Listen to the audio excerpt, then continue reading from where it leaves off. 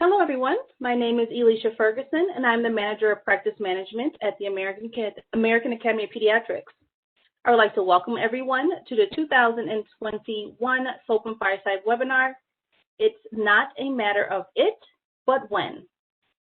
Before we begin, there are a few housekeeping slides that we would like to, review with you all. First, we ask that your line be muted at all times. Second, questions will be moderated throughout the session, so please feel free to use the Q&A chat feature at any time. All live attendees can locate the Q&A feature on the right side of your screens. Third, this webinar is currently being recorded for later access of AAP members.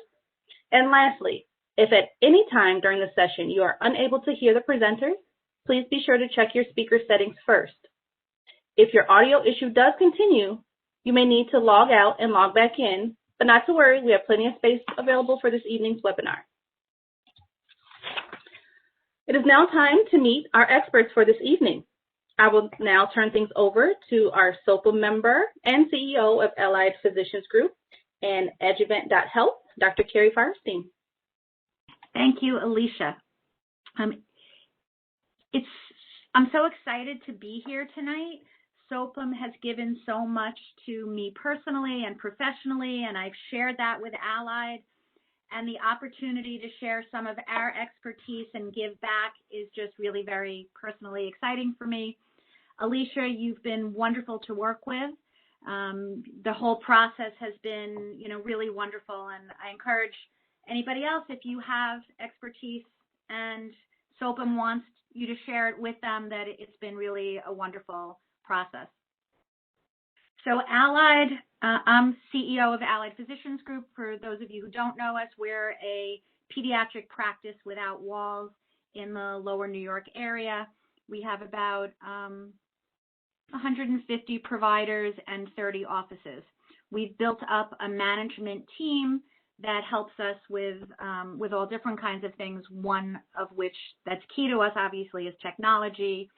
And I really love the fact that I tend to be able to skip over most of the posts about this within SOPM because I really don't have to worry about it. I have people who do that worrying for me. But I understand how difficult it is. And as business owners, we wear so many different hats. It's not enough that we have to be doctors, but we have to be bankers and financiers and inventory experts. And now added to all of that, besides the COVID experts that we've become, we have to be masters of security. And this came up about a month or two ago on SOPM because somebody was actually hacked. One of the SOPM doctors was hacked and shared that experience. And that's one of those moments where you're like, oh my God, have I done everything that I need to do? And that's when we started this conversation. So hence the presentation tonight, to give you a lot of the information that you need to figure out if you've done everything that you need to do, and if you haven't, how you can start to do that. Because it is not a matter of if, it's a matter of when, as you're going to hear tonight. So I'm going to let our lovely panelists introduce themselves. We're going to go backwards from the end to the beginning. So we'll end with Rick Santiago, who will then start the presentation. So John, you want to introduce yourself?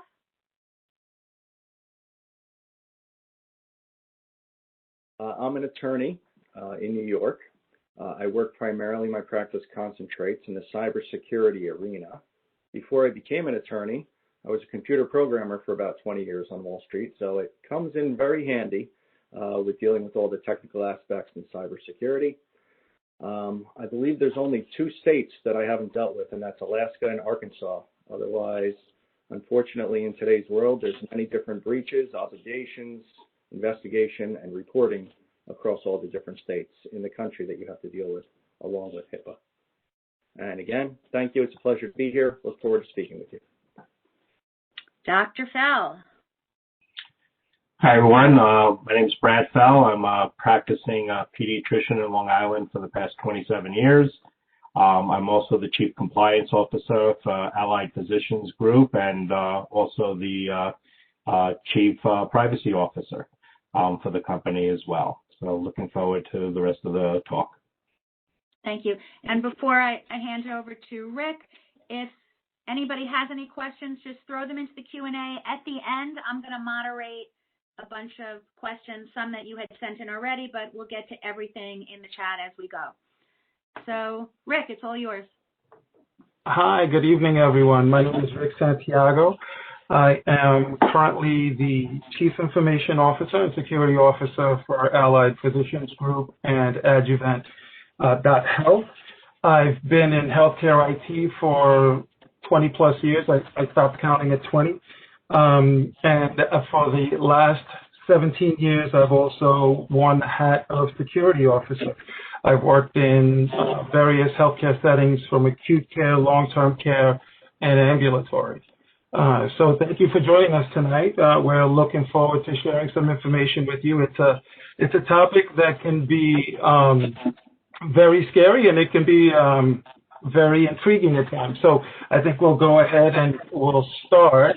And one of the questions that I always hear is, me being HIPAA compliant mean that I am secure from a cyber perspective? It does not. Unfortunately, it does not.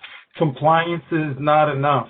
Typically, what folks think of compliance, they think of checking off boxes. They think of making sure that they have this regulation covered and they have that regulation covered. But unfortunately, regulatory requirements lag behind the technology threats.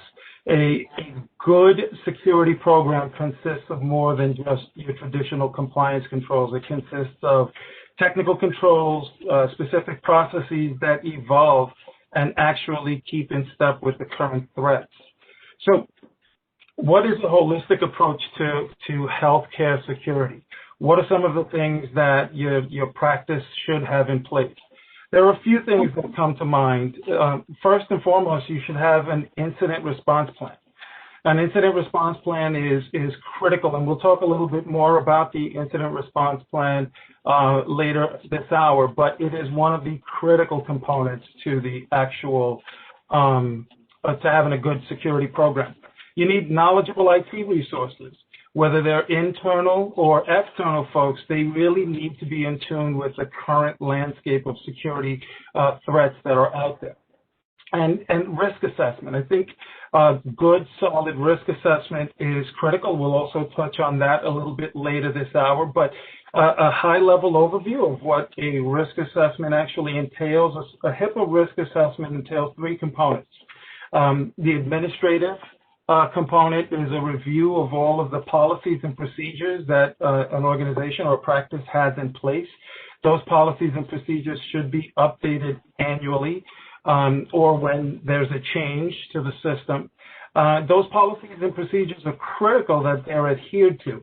A lot of practices will take a template, they'll download it from a website, and they'll institute that as their policy, and they'll institute those procedures. But if they're not adhered to by the organization, they're really much worse than not having any policies at all. The second component of the risk assessment is actually a physical survey. A site survey where you actually go through the practices to ensure that there's no PHI that is left on desks. That a common practice is to leave things on the desk, and we make sure that those things are not available and accessible by other patients. We also make sure that your server room or your network closets are closed. Those are really some basic examples of what the physical assessment is. The last piece is the technical component. So you hear about strong passwords, you hear about antivirus, you hear about anti-malware. Those are very important, but there's also an additional component to the technical piece, which is a vulnerability scan. And this vulnerability scan, it scans all of the machines. You want to make sure that all of your machines are updated with the appropriate security patches. You want to make sure that all of those that contain PHI are secure. And the last component that I wanted to touch on tonight, a little out of order, is cyber insurance. Cyber insurance is really important, and we'll talk some more about that. My colleague John will talk a little bit more about that as we go on in the hour, but a cyber insurance policy must be reviewed and analyzed thoroughly to cover losses and damages resulting from events such as the theft of patient data, ransomware, and either an unauthorized or improper disclosure of patient information. And as we go on to the next slide, we'll talk a little bit about what the actual risk assessment is. So as I touched on it earlier, you want to do the risk assessment annually, or you want to actually do a reassessment as things change in the environment. It's okay not to be perfect.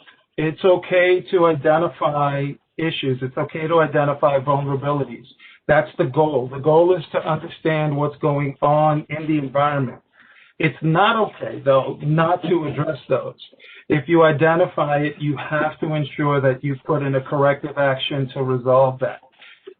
If OCR, or the Office of Civil Rights, will knock on your door, they will try to understand exactly what you have in place. And if you demonstrate that you have conducted a risk assessment and you're doing it periodically, it will help that you have actually identified those risks and actually work towards correcting them. Having incidents, and everyone will have security incidents, they will vary from something as basic as faxing to the wrong number or accidentally sending an email with a patient's information on it. Documenting those incidents and making sure that you actually have corrective actions is also parts of a good quality compliance program. And OCR will look towards those things and ensure that you are actually documenting them. On the next item that I wanted to touch on is, on the next slide, is how has COVID-19 raised the bar for IT professionals? COVID-19 has forced us to be innovative in many ways. It has forced us to use technology at a much more rapid pace than we had potentially wanted to in the past. For example, with telehealth. With COVID-19, a lot of practices converted your traditional in-office visits to telehealth, and providers were actually working from home as well. One of the concerns that this raised, or one of the risks that it raised, was identity authentication and ensuring that the person that is accessing the system should be accessing the system. And there are some controls that you can actually implement. You could set up multi-factor authentication, which is similar to what the banks do, where you must know something, which is your password, and you must have something, which is your credit card or your bank card. The other item with regard to telehealth is the security of the platform. And for many years, telehealth platforms had to be secure, and they still do. But with COVID-19, the Department of Health and Human Services actually allowed the use of non-secure video chat software. Software such as FaceTime, Facebook Live, Skype. You could use that software throughout the course of the pandemic or the public emergency without penalty. And the guidance that they've issued is that you can continue to do so until there's no longer a public emergency. With regard to the remote workforce, as I alluded to earlier, you want to ensure that you are continuously training the workforce. It's critical for remote workers to understand the do's and don'ts and how they should protect patient data. It's really, really important that they understand how to identify suspicious emails. It's critical for them to really, really be in tune, specifically because they're working from home and they're outside of your four walls. Another component is governance and setting the appropriate policies to put, like I like to say, guardrails. You want to make sure that you set up guardrails for things such as printing, the disposal of PHI. And again, these are critical components because without having these guardrails in place, it's very difficult for you to understand and have insight into what's going on for those remote workers that are working from home. The current landscape Everyone has heard of ransomware. I'd like to touch a little bit on phishing because I think phishing is one that is overlooked, and it involves the human element, which I think is the most critical aspect.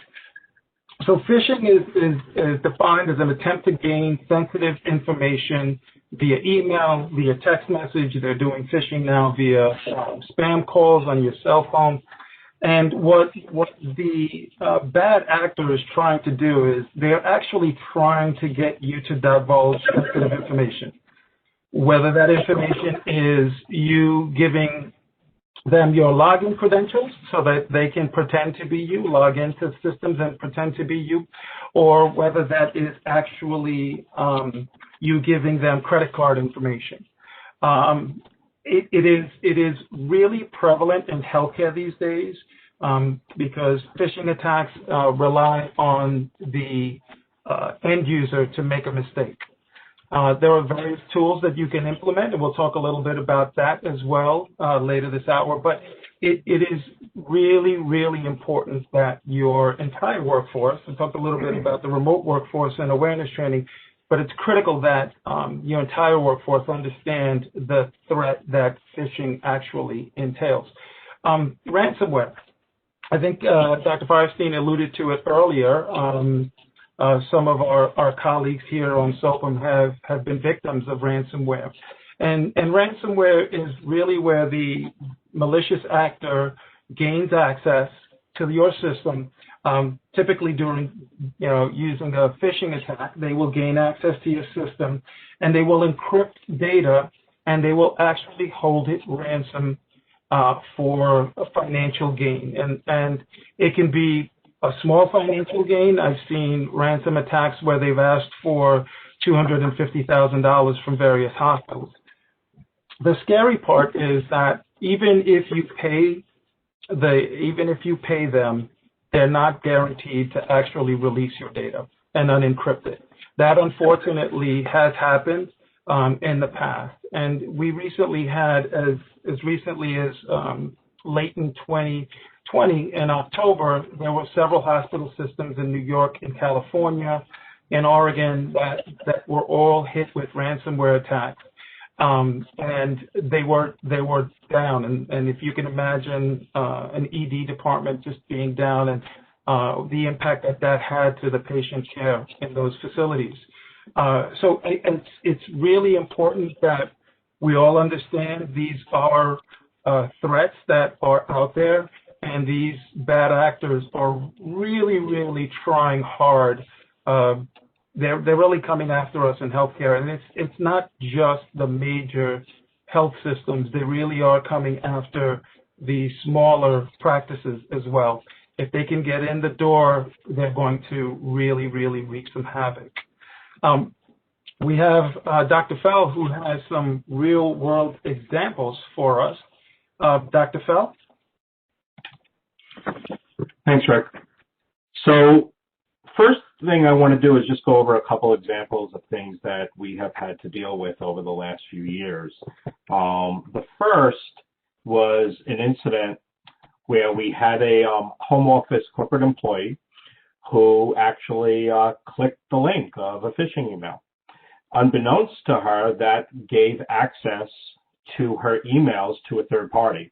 And that third party was able to view all her emails that she sent and all the emails that she received. There were over 200 emails during the investigation that we found that she had unknowingly given to a third party. Fortunately, this person does not deal with PHI or PII. Their job for the company was more in the operations role of buying, purchasing vaccines, other supplies for the office, advertising for clinics and divisions and things like that.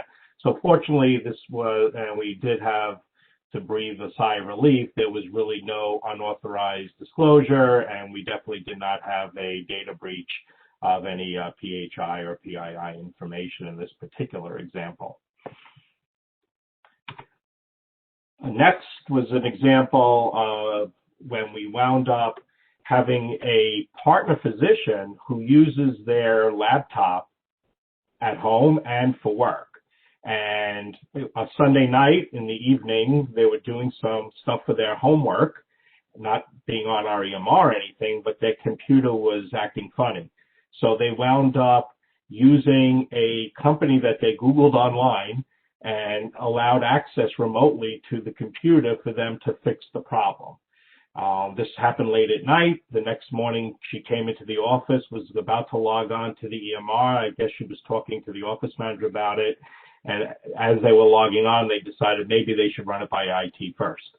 So they ran it by IT. They did a forensics on that because the capability of having not only their credentials being mapped out, but having PHI and all the electronic medical records at access was definitely a risk here. Fortunately, the computer was clean, and policy that was set forth is any computer that is being used by any of our employees or physicians, even whether it's remote or not remote, needs to be managed by our IT department. So if you're going to sign on to a computer from home, our IT department has to be able to manage it and have security on it as well. So those are two examples. I mean, we have many other examples too. We had an example of some rogue employees taking pictures with their camera. Rick's shaking his head. This one he doesn't like me to bring up. And they were taking pictures of the super bill with demographic information and credit card information in order to sell that. They were arrested and fired, obviously, not in that order. And, that led to us having a no cell phone being used at work policy and things along those lines. So those are just a few examples of things that we've had to deal with over the last couple of years. One thing we started to do this year, education, again, for compliance, for privacy and security is paramount. And, as physicians, we have so many other things to do. We have OSHA requirements, HR requirements, we have obligations for infectious control and obligations for our hospitals to all these education. Nobody wants to do any more education. We're education out. But what we did was we rolled out this phishing campaign. And what we did was for a week's time, the IT department sent emails to the entire staff, physicians, corporate office to see how many people would click the link. And as you can see here, we had 29% of our organization wound up clicking a wrong link. It was a fake, but they wound up clicking it and were told. And we're a little concerned because not only were they trained that not only should they not click the link, but if they believe that there is an email that's suspicious, they're supposed to forward it to IT so it could be investigated. So even though 29% clicked, there was a bunch of people that just deleted the email, which is also not what we were trying to recommend people doing, and I'll explain why in a minute. So we did some education. It was about half hour to 45 minutes long. Everyone had to take the course. We sent out some examples, some vignettes for people to go through, and we created this work policy where all potential phishing emails were forwarded to the security email that actually has a fishhook on it. Makes it easy for them to remember. And what's great about this is that our security team reviews the email, sends it back to the person if it's safe. If it's not safe, and the reason it's an important thing to send it to security is not only can they delete the email from that person's account, they could delete the email from anyone else in our organization that has the email on their inbox and hasn't opened it or anything. So it protects the organization big time. So after 6 months of training and running out this workflow, we redid another phishing campaign, and we were down to 6.2%, which was much, much better, very impressive. It's actually better than the industry standard, which you can see there is 15.7% in the healthcare industry, which to me is still mind-boggling because it only takes one click to ruin an organization, ruin their reputation, cause you to have federal liabilities, state liabilities, and financial risk, which I'm sure John's going to go through in a little bit. But it just, the goal is to be 100%. There's no way in life we're ever going to be 100% at anything, but we're definitely on a road to improvement here. So in order to have an effective policy, you need a game plan. And in order to plan out how you're going to educate and roll out a compliance and privacy and security policy, you need buy-in. And that buy-in has to come from the top. It has to come from your CEO all the way down to the receptionist and everyone in between to buy into the program with education. And, I've got to so many conferences with Rick about this. I'm one of the few physicians that's actually a compliance officer. And, most of them happen to be lawyers and things like that. And I think it works out really well because I look at Rick and me like the yin and the yang. Rick's job is to protect the organization to the nth degree. So if we're not using a computer for 5 minutes, it should log off, just in case. And practically, when you're examining a patient, you might be examining them for more than 5 minutes. You can't have the computer just shut off every time. So there has to be a give and take. And I think what works really well is I'm able to take the clinical aspects of things and help with the workflow. But we can't, we need protection because you can't sacrifice, risk for convenience.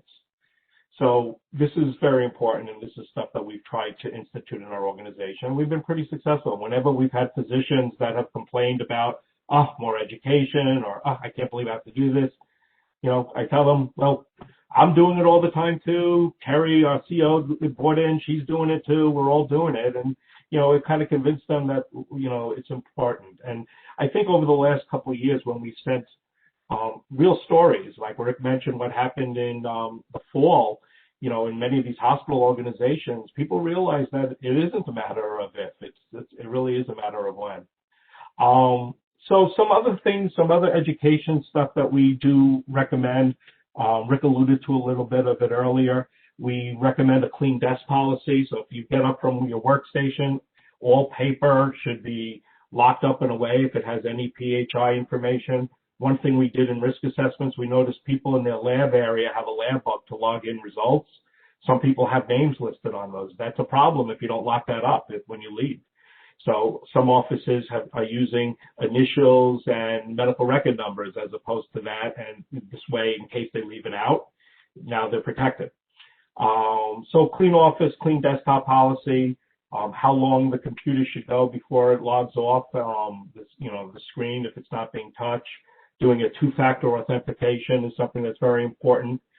Keeping the network locked in the room is very important. And what I would stress here is that when you have the UPS guy come in, or you have the painter there, or a maintenance guy, somebody has to be watching them that they're not going to be where your network is, or your network should be in a room that's locked that they can't get into.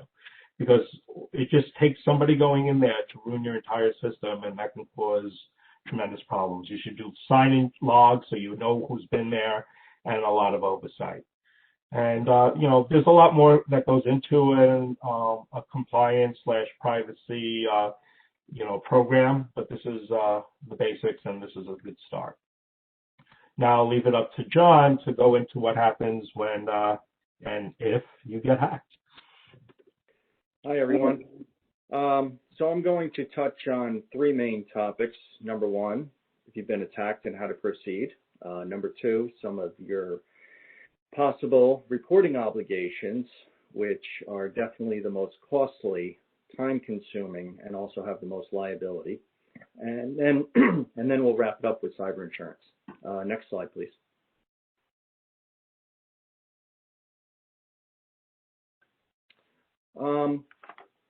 So what do you do if you've been attacked?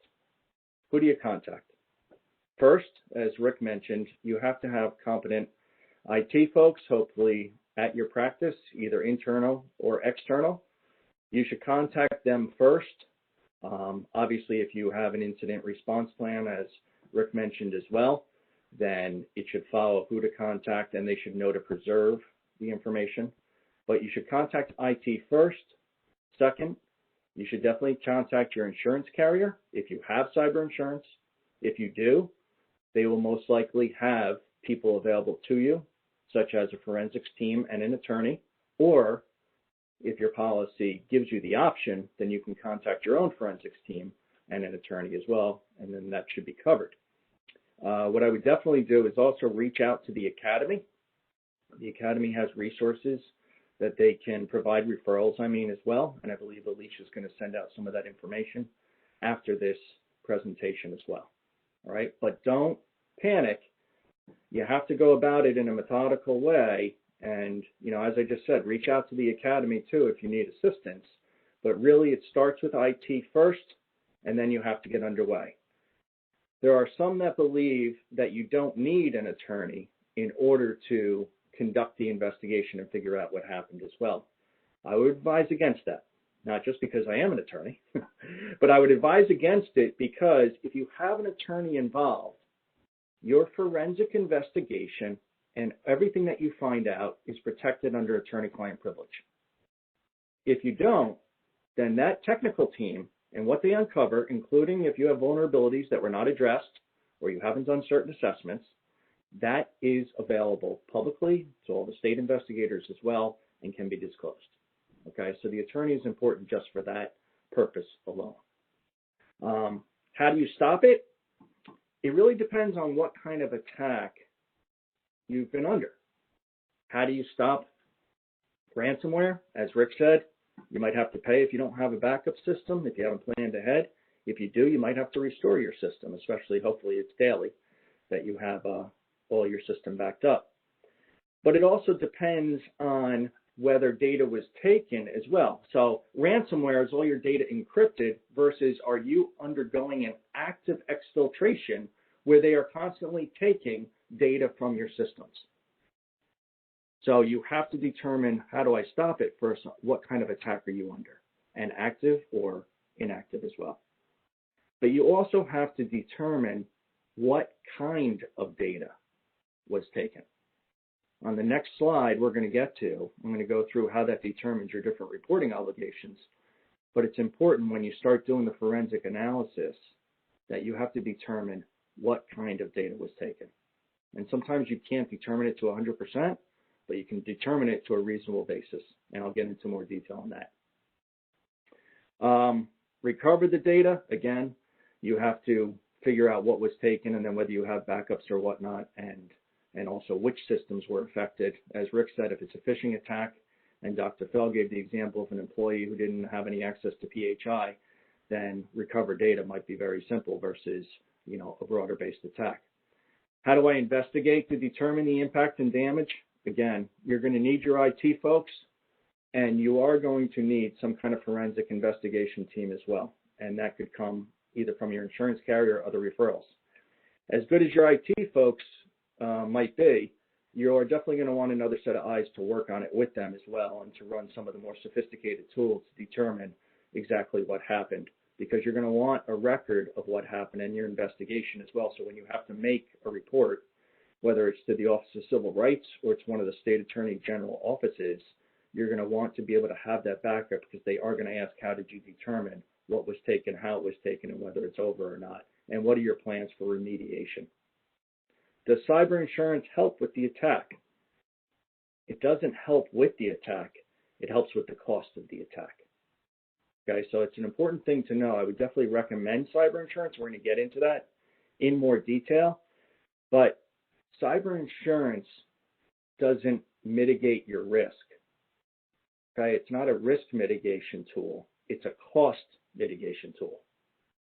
Okay, so just remember, just because you have cyber insurance doesn't mean that you have done all that you can, or that you can forego risk assessments or vulnerability scans and education and policies and procedures. That's just one piece, and that's more on the cost side. Next slide, please. So what I touched on briefly in the prior slide was you have to determine what data was affected, because that will determine either federal, HIPAA, Office of Civil Rights, or state reporting obligations.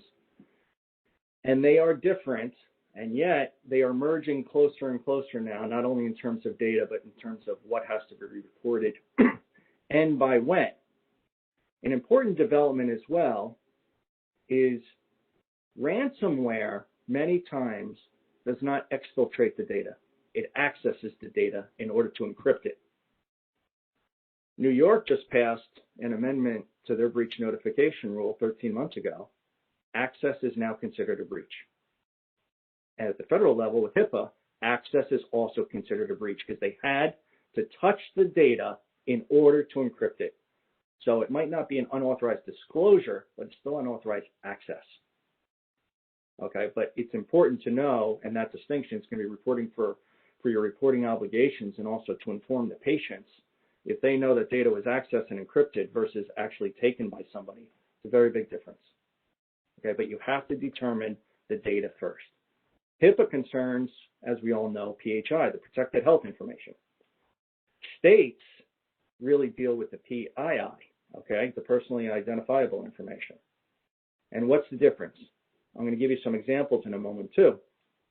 But PHI, for instance, the treatment or the condition of the patient combined with how to reasonably identify that patient. So name and address, driver's license, social security number, those things together are PHI. On the state level, they deal primarily with driver's license, social security number. Many of them now also include credit card information along with security code. And also now, many include email address plus the password to the email. So you say, okay, if it's that type of information, I only have to report to the state, or if it's PHI, I only have to report to HIPAA. The problem now is many states have now amended their breach notification laws that if you are a covered entity and have to report a breach to HIPAA, then just by that alone, you have to report to the state as well. So now they're merging the reporting requirements, so it might not even involve a driver's license, which would only be a state reporting obligation. But now, if you have the protected health information that was unauthorized disclosure or access, you now have to report that to the state, even if it didn't involve those state elements. Okay? And that's where the cost really adds up as well, because besides the liability you might face with fines or some kind of action, especially by OCR, you now have breach reporting obligations where you have to inform, and this is where, as Dr. Fell said, reputation comes into effect as well. You have to inform in written form all patients whose information was accessed or disclosed. So each one, and under state, and that's based on their domicile. So if you're a New York practice and you have Connecticut patients, New Jersey patients, or your California practice and you have many states, including East Coast, may be domiciled and they're just out in their second home, you have to report under each of those states' breach reporting requirements, not just the state where your practice is located and where the incident occurred, but where the individuals that were affected actually where their domicile is. So it's very difficult to make sense of it all because unfortunately we don't have one federal standard that would preempt all of the states. Instead, it's state-by-state breach reporting requirements. So it's difficult to figure out. In addition to that, where costs really start increasing quite a bit is many of the states now also mandate that you offer credit monitoring to anybody affected. So credit monitoring could add up. I mean, you can get a bulk discount, but it's still about $100 per individual for a year. So now you got to tack on $100 credit monitoring, in addition to disclosing to them and your reputation taking a hit that this happened, sorry, we didn't have this in place. And again, that's an additional reason why you would want an attorney to help draft that letter. You certainly do not want to throw yourself out there and admit that you didn't conduct a risk assessment or vulnerability scans, or you want to make sure you are abiding by all of your obligations, but you do not want to make certain admissions either, especially with the liability that could follow that. Now, as I said, there have been changes, and a lot of them are now merging towards HIPAA. So to make sense of this, I have a couple data examples for you. So what if you determine only credit card information was taken? And I'm just going to say taken instead of accessed or disclosed. If credit card information was taken, do you have to report to HIPAA? No. New York or a state? Yes. What if just name and address was taken? If name and address was taken, you don't have to report to either. Even though that's identifiable information, that's not PII under the states. You need some kind of information such as driver's license, social security number, credit card. And there's obviously no PHI with the name and address. What if driver's license? Driver's license is just state as well. No PHI is involved. What if they got treatment files without patient identifiable information? Again, it's none.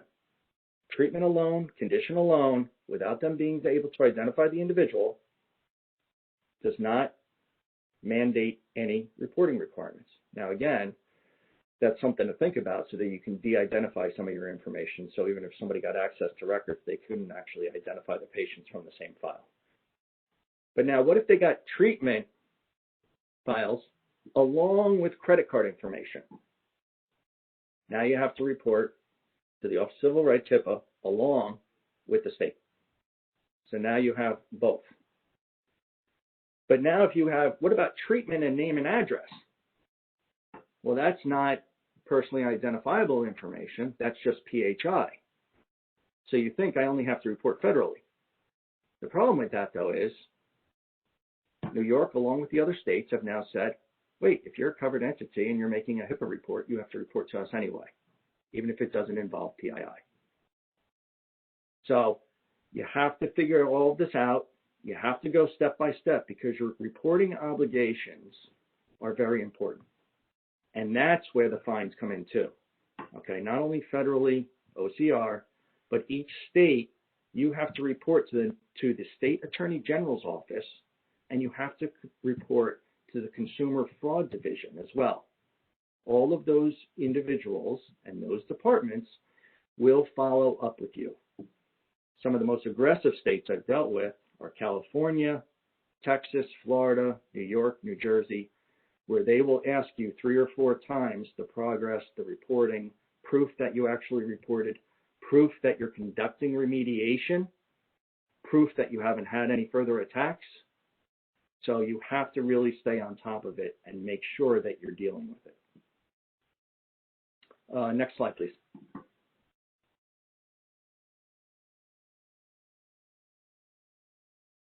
So now I'm going to go through some cyber insurance and then talk about the risk assessment again. But as Rick mentioned at the outset, and Dr. Fell emphasized with everything that you need to put into place, it is a constant battle. You need to do the assessment, but you need to continually make adjustments as well. If you have an assessment in place and you have been addressing your vulnerabilities, as Rick said, it's not necessary that it's complete and all the vulnerabilities are addressed. It's a work in progress is fine, and that will mitigate your liability considerably when you are reporting federally or on the state side.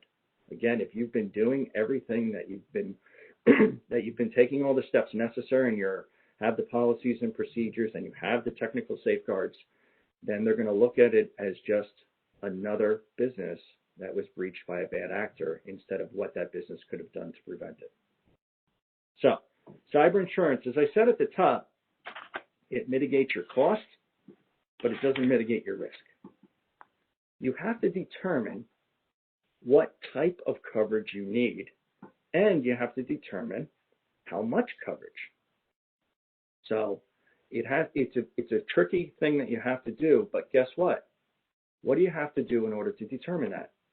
A risk assessment. So the risk assessment, again, has many different uses. Besides mitigating liability, you have to do the risk assessment in order to assess what type of coverage that you need.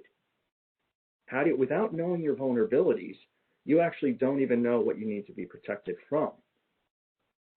You might need to be protected from one type of attack more than another, and maybe only for 6 months to a year versus another policy that will cover and blanket all the different types of attacks. Do you need wire fraud? It's another form of phishing scam. Do you need wire fraud coverage or not? Does your practice do any wires to different vendors and practices? If not, then you can eliminate that type of coverage. So you really have to go through it. You have to work with your IT folks to do those vulnerability scans, do the risk assessment, and they should be involved with assessing the cyber insurance as well. Now, what the insurance company will do, most likely, and usually it's called a risk assessment, they will ask you to attest that you have conducted a risk assessment in your application for insurance. Why are they doing that? Number one, if it turns out that you didn't do one and you do get breached, they're going to disclaim coverage because you said that you've done an assessment and vulnerabilities. And some of them are very, very particular where they're asking specifically about firewalls, routers, software, vendors, and they're asking for assessments and vulnerabilities on all of those things. And some of them also ask you for your latest vulnerability scan or the actual risk assessment. Some are also now getting more aggressive, and they're having their own individuals come in and do the assessment themselves prior to writing the policy. So again, do the assessment. You need it anyway for the cyber insurance, and you need it to actually get coverage. And at the same time, you'll be protecting yourself at the federal and state level. Some of the other key things to look for, especially if you already have a policy, and the important point is if you already have cyber insurance, that needs to be reviewed annually, at least. As Rick and Dr. Fell said earlier, what's changed in the last year? Oh, not much, just COVID-19 and everybody's moving to telehealth and remote workers. Does your policy cover that? That wasn't anticipated in 2019. Does your policy cover if a remote worker or a physician has their laptop or computer hacked and they get access to your practice through that remote worker? Do you have something in place, as Dr. Fell mentioned, where every remote worker's laptop or access to the system now has to be managed by the practice's IT team? Right? You have to assess as the threats change. Remote workers are a perfect example. Does your policy cover a suspected attack versus an actual attack? Many policies will only cover the actual, but half the cost is associated with just figuring out if the suspected attack really was actual. You have to still bring in a forensics team and take that time and effort to review and actually prove that it's not. Do they do that, or is it only draw the line at the actual attack itself and then they kick in? Do they cover any PR costs? Do they cover the PR costs associated with the breach notifications that you have to do across states? Do they cover credit monitoring costs? These are very particular things that you have to look into. Do they provide technical resources, forensics, an attorney? Do they allow you to choose your own? Or do they not provide them at all and you're just submitting invoices? You have to look into that. Do they cover you for a vendor breach? Many, many breaches out there, even some of the largest ones, not even in the healthcare arena, have involved vendors getting access to a company. Target, I believe, was an HVAC vendor, and they got the password. They had a keylogger malware, and that HVAC vendor was then the gateway for the hacker to get into the Target system and take over all of their point-of-sale systems and get all the credit card information. But does your policy cover a vendor breach, or is it just a breach that happens on your system or your computers? Do they cover phishing? Some of them will exclude that. Some of them don't consider that a hack. Some of them consider that negligence on the part of the practice if you click on that email. Therefore, you weren't hacked, but you actually caused the breach yourself. So you want to make sure that that's not excluded, since, as Rick said, it's one of the biggest ones right now as well.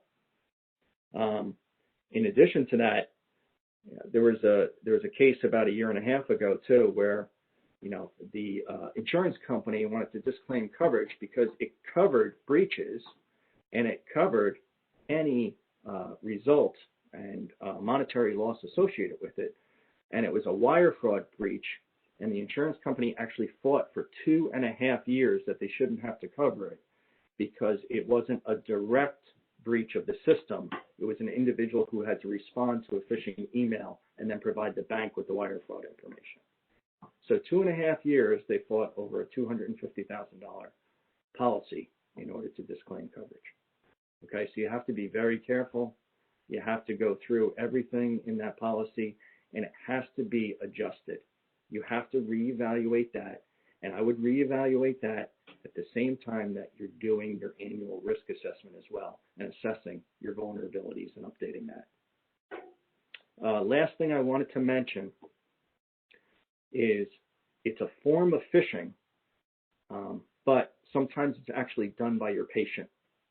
I've seen a number of cases now in today's environment with social media where a patient will be complaining about their treatment on Yelp or some other patient portal, complaint portal, where they are saying, I was treated wrong, I didn't get the right care, and a doctor gets very emotionally involved, obviously, with their patients, and they want to respond, especially if that individual is stating something that's inaccurate or making a false claim.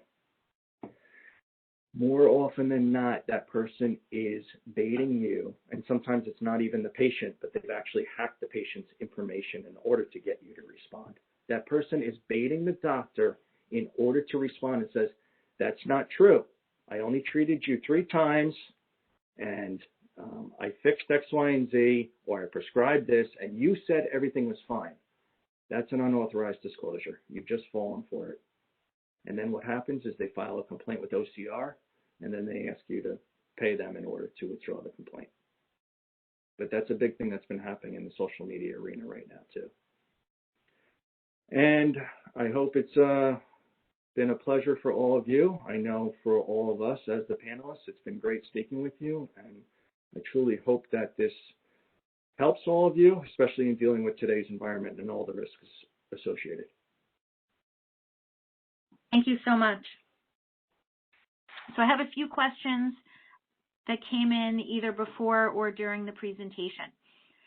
So, Rick, a lot of our practices are small and they like to do as much as they can, hands-on, keep costs low. How much of this can they do on their own? Do they need to hire somebody? What do you recommend? So there are various tools. There are actually tools, and we can share that information after the webinar. HHS has a risk assessment tool that is readily available. You don't have to traditionally go out and get a vendor to do your risk assessment. It's recommended because you want to make sure that you're doing the technical pieces and you're doing the vulnerability scans. But you can actually conduct your own internal risk assessment. Great. You mentioned vulnerability scans, and when you said that during the presentation, I wrote it down because a lot of people they'll use their brother who's good at IT or a small service. Is a vulnerability scan, is that something that any IT person should know how to do? It's a little bit more robust than that. It's really scanning every device on the network to make sure that all of the security patches are up to date, that there aren't, on the network equipment, that there aren't any gaps. For example, if a port is open, without getting too technical. So it's a little bit more involved than just your traditional IT vendor. They would need the appropriate tools to do that. Great. Another question was, we mentioned locking the server door or locking up the network. Can you talk about specifically what we're talking about and comment on on-site servers versus cloud-based when it comes to security and hacking? So they each have their own benefits. I'll answer that one in a moment. With regard to physical security on-site, you want to ensure that all of your data points, for example, your network closet, you want to make sure that if you do have a server room, that those are secure. That is a requirement that you maintain security for those specific items. So if you have anything on site, you want to make sure that they're secure. I've seen in the past where you have shared closets, where it's an IT closet and it's a storage closet. That's a risk because the only folks that should be going in that closet are IT folks, and it should be maintained secure. Sometimes when it's serving dual purposes, you've got people that will leave doors open, and that creates a risk, and that's a significant concern. With regard to cloud versus on-premise, they both have their own sets of concerns. If it is on-premise, you need to make sure that you have all of the appropriate network equipment in place to secure the environment, especially if people are accessing that from other locations. Cloud-based, you want to make sure that whoever is hosting that for you has those same controls in place. Thank you. Dr. Fell, what kind of credentials do you need to become a compliance officer? Can any of the doctors do that? Can they assign that to an office manager? So you can. I mean, you don't have to be a lawyer or a physician.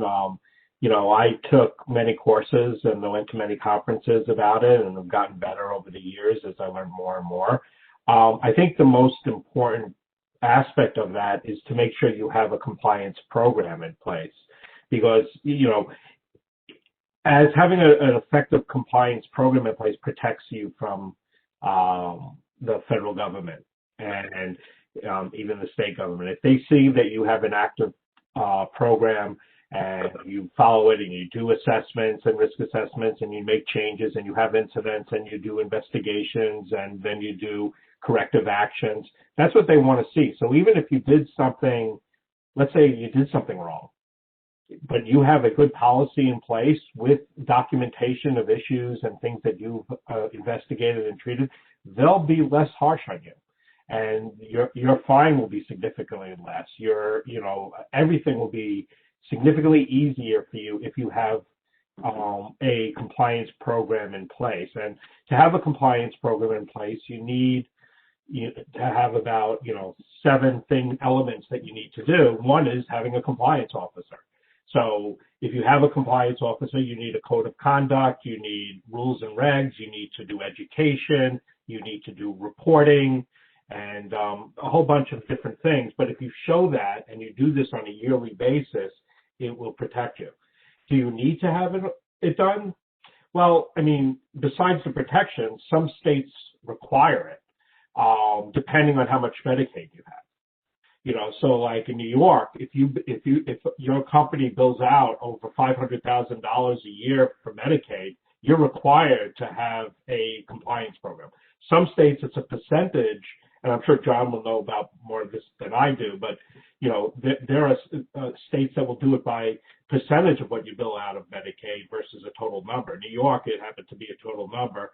So, not only is it a good idea to have a compliance program to protect you and to do the right thing for your patients and for your office, but, in essence, you might have to if you take a lot of Medicaid. So if somebody wants to become a compliance officer, do they just Google compliance officer? Well, I mean, there are a lot of great courses online. I would definitely recommend going to the main summit that they have every year, the HCS conference every year. Rick and I have attended that the last 3 years. Though this past year it was canceled because of COVID in Nashville.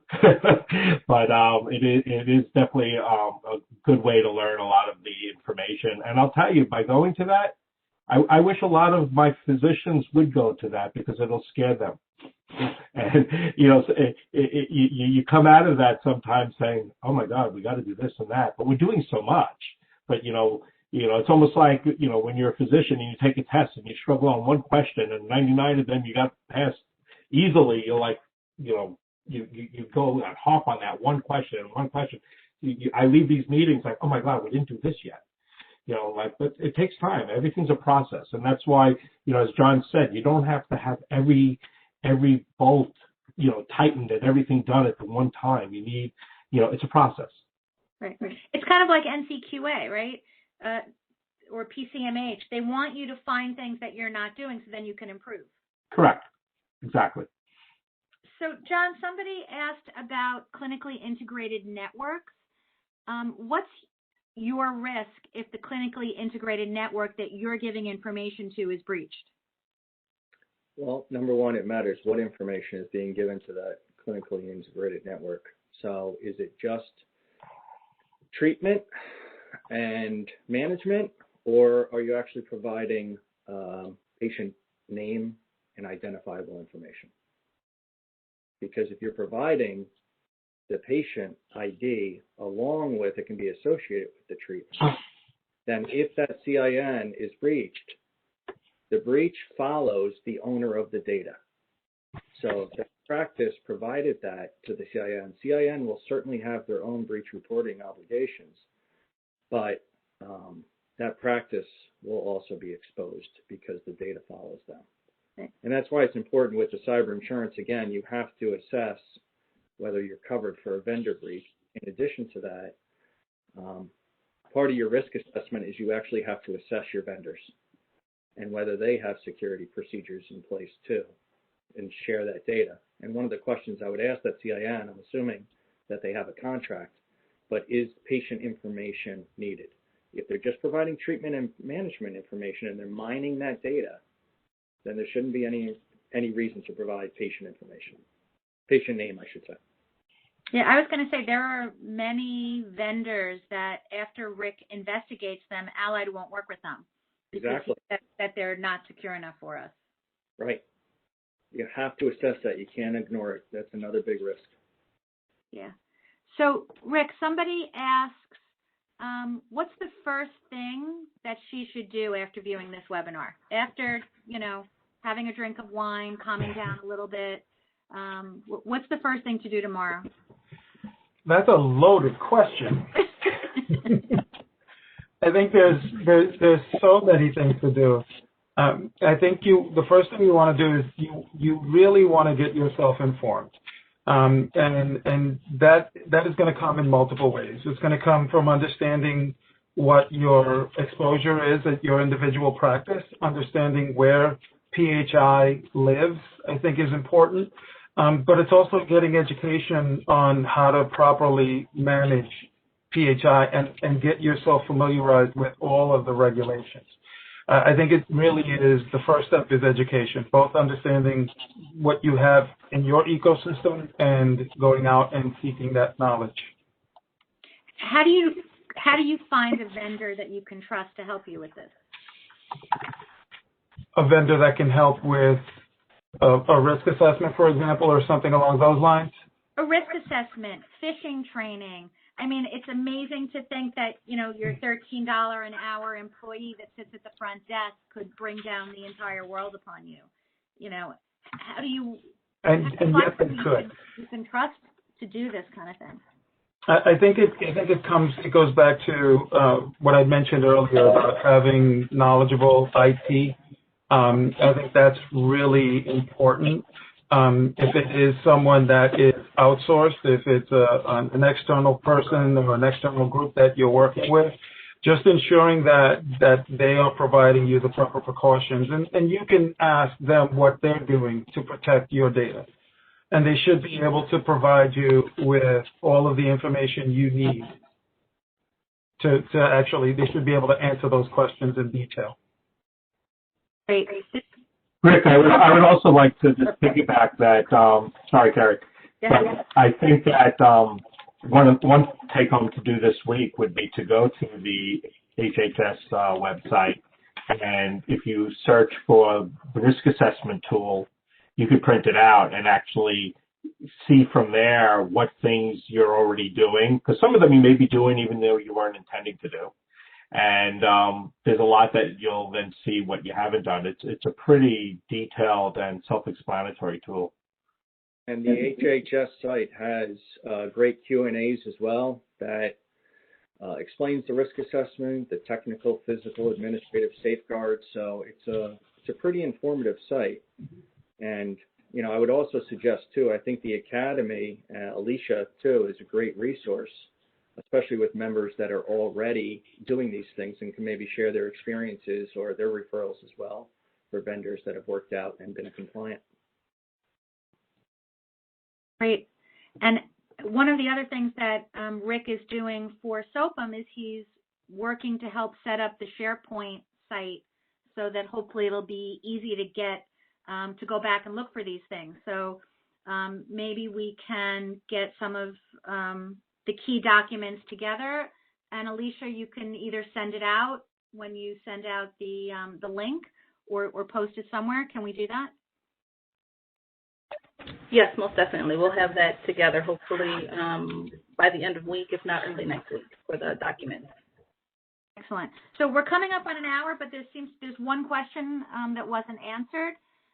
Rick, I think this is for you. For remote users during this COVID period, should you make it mandatory to use a practice laptop so that it is easier to monitor?